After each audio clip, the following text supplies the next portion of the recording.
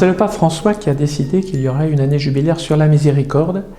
Et il insiste en disant que c'est un moment privilégié, que, en gros, le monde en a besoin aujourd'hui. Et je pense que c'est un peu vrai. Voilà. Quand on regarde un peu toutes les violences qu'il y a dans le monde aujourd'hui, et pas seulement les violences, pas seulement les guerres, mais aussi les violences quotidiennes qu'on peut vivre dans nos quartiers, dans nos maisons, dans nos familles. Oui, c'est vrai que le monde a besoin de miséricorde et ce jubilé est vraiment une occasion privilégiée pour renforcer la vie fraternelle aussi entre les gens.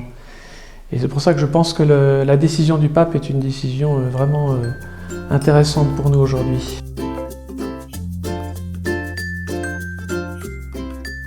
Les chrétiens sont invités justement à renouveler leur foi à cette occasion, à se convertir, à renforcer leur attachement avec le Seigneur, à accueillir de nouveau cette miséricorde du Seigneur à leur égard, pour qu'ils deviennent eux-mêmes miséricordieux vis-à-vis des autres. Voilà. Donc c'est miséricordieux comme le Père, c'est le thème du jubilé, et c'est une parole de Christ qui dit « Soyez miséricordieux comme votre Père est miséricordieux ». Donc c'est vrai que nous sommes appelés à nous convertir de façon à être dans ce monde des foyers de paix, des foyers de fraternité. Voilà. Et d'avoir ce souci aussi des plus pauvres, de ceux qui sont loin, de ceux qui sont dans la souffrance.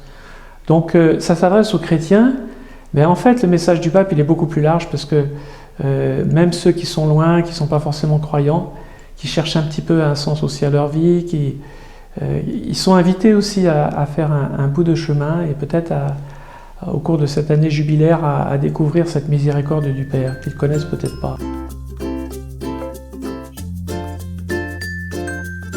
Pour bien vivre le jubilé, il faut se laisser faire. Voilà. C'est-à-dire il faut accepter Il y a énormément de propositions qui sont faites. D'abord de passer par les portes, vous voyez, c'est un acte de foi.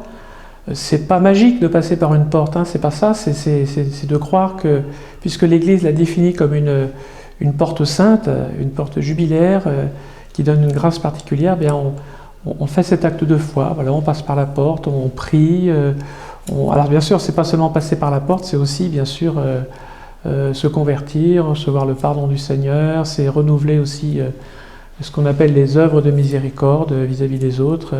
Donc c'est vrai qu'il y a... Mais il faut se laisser faire en regardant un petit peu toutes les propositions qui sont dans le carnet, qu'on peut trouver sur le site internet, et en essayant de vivre le mieux possible. Et je pense que si on vit le mieux possible ce qui est proposé, y compris de faire pèlerinage entre les 5 sanctuaires, eh bien on reçoit vraiment une grâce extraordinaire. Il faut accueillir cette année comme un grand moment de grâce, il faut le saisir, il ne faut pas le laisser passer.